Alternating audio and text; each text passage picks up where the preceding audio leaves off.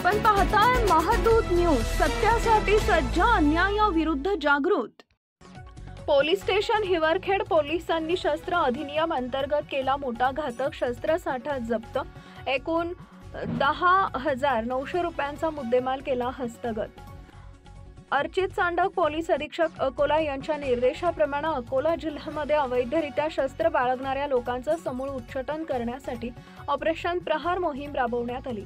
Police station Hiwarkhed इथं दिनांक 15/10/2025 रोजी पोलीस स्टेशन हिवरखेड अकोला हद्दीतील हिवरखेड शहरात पोलिसांनी गुप्त माहितीवरून पंच यांच्या मदतीने रेड केली असता आरोपी शमशेर खान मनवर खान वय वर्ष 72 राहणारा इंदिरानगर हिवरखेड तालुका तेल्हारा जिल्हा अकोला याच्या घरात रेड मारून पाहणी केली असता त्याच्या घरात एकूण 4 लोखंडी तलवारी, 1 लोखंडी कोयता, 1 लोखंडी चाकू, 1 लोखंडी हत्यार तयार केलेले, 2 लाकडी बाकूच्या काठीचे भाले, त्याचे लोखंडी पाते असा एकूण 10,900 रुपयांचा मुद्देमाल जप्त करून आरोपितांना विरुद्ध पोलीस स्टेशनला अपराध क्रमांक 278/2025 कलम 425 शस्त्र अधिनियम अंतर्गत गुन्हा दाखल करून आरोपीस अटक करण्यात आली आहे।